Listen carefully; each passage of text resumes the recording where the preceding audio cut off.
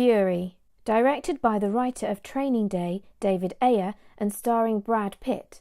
At the close of the Second World War, Allied Sergeant War Daddy commands a Sherman tank and a 5-man crew on a deadly mission behind enemy lines. Stonehearst Asylum, based on a short story by Edgar Allan Poe, starring Jim Sturgis, Ben Kingsley, Kate Beckinsale, and Michael Caine. A young medical graduate finds all is not as it seems when he begins work at the remote mental institution Stonehearst Asylum. Think Shutter Island, set in 1899. Leviathan, a well-received Russian film, a present-day existential drama about insecurity in a new country, which gradually unwinds to a mythological scale concerning the human condition on Earth entirely. Blind, a Norwegian psychological drama. Having recently lost her sight, Ingrid retreats to the safety of her home, but her real problems lie within, and her deepest fears and repressed fantasies soon take over. Infiltrant, a Dutch crime thriller. Policeman Samir infiltrates a closely knit Moroccan drugs family and finds himself questioning where his loyalties lie.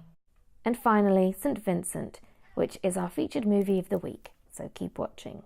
Okay, so St. Vincent, writer-director Ted Melfi, this was his very first feature film, which I think says a great deal that he managed to get Bill Murray. That happened after 6 months of actually calling Bill Murray's 1-800 number because he doesn't have a manager. Eventually, he won Bill Murray's heart, who said that this story evoked a lot of emotion without necessarily slapping you in the face, without being cheesy, without trying too hard. And I have to say, I had great expectations for this film going in because of the background that I read about it, and it didn't let me down. I agree with Bill Murray completely. I didn't expect to tear up at moments of this film, which is marketed as a comedy, but it really touched me. About 3 times I found myself getting a little bit emotional.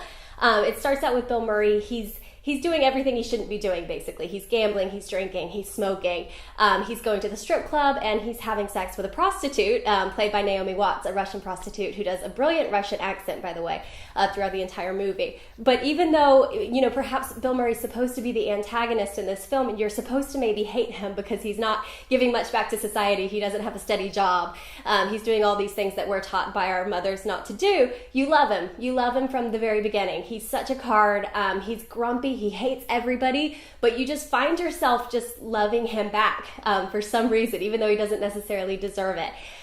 So next door to him, Melissa McCarthy, who I think it's her breakout role as a dramatic actress, at least in a feature film. Because we know her, of course, from Bridesmaids, from Mike and Molly, from Identity Thief, and she's always a really hilarious character.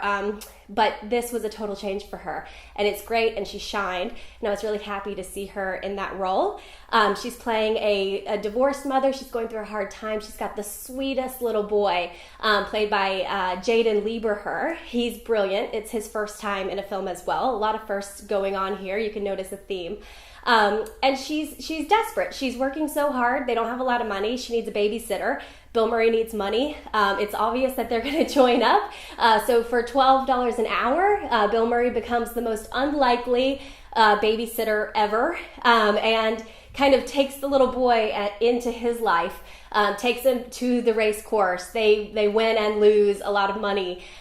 He sits at the bar with him, even though that's completely illegal, and that's pointed out in the film. But you see, they're helping each other with a need, because Bill Murray was really lonely, and this little boy needed an older father figure. So they come together, and that's kind of the first moment that I thought, oh, this runs a little bit deeper than just a silly Bill Murray comedy. There's some substance here. It was great. So you watch their journey together.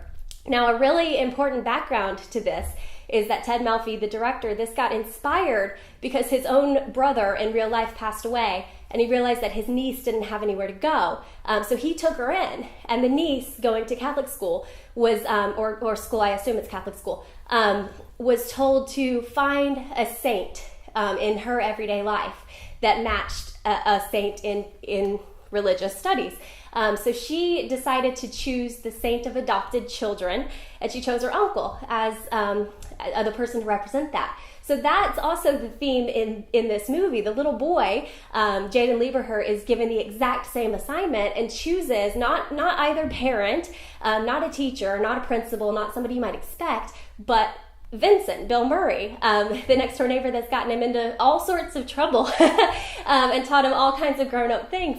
And he goes up on stage, and I won't give away the entire plot, but it's just so wonderful, and it's a turning point, and I think you can see all the characters just open up and become something a little bit bigger and a little bit better for what happens. And I think that was the second point for me, where I realized this is just a really great film. There's just something, the writing here works. It's really good, and it kept me completely engaged. So it was great to see all of these firsts happening. I think contrary to Melissa McCarthy, we're used to seeing Naomi Watts in more serious roles, and here she was, a comedic prostitute who had some really great lines throughout. So I love to see actors kind of showing that they are capable of more, because I think they quite often do get typecast.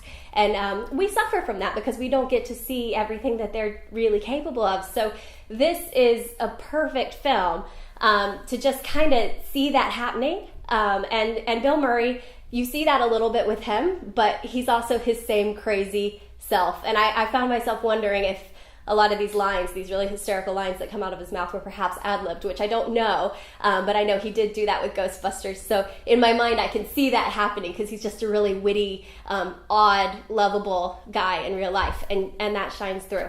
So definitely worth your money. Academy Award winning, probably not, but it will keep you engaged. I have nothing but great things. I mean, I just thoroughly enjoy myself watching it. So highly recommended. Go see it.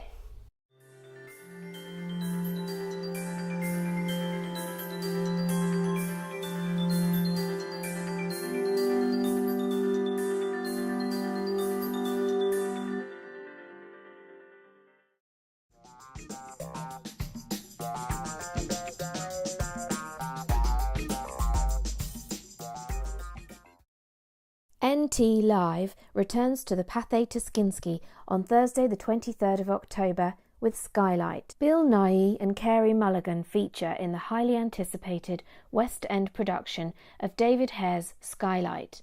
Directed by Stephen Daldry and broadcast live to cinemas across the world from London's West End by National Theatre Live. On a bitterly cold London evening, schoolteacher Kira Hollis receives an unexpected visit from her former lover, Tom Sargent, a successful and charismatic restaurateur whose wife has recently died. As the evening progresses, the two attempt to rekindle their once passionate relationship, only to find themselves locked in a dangerous battle of opposing ideologies and mutual desires. For more information, see pathe.nl.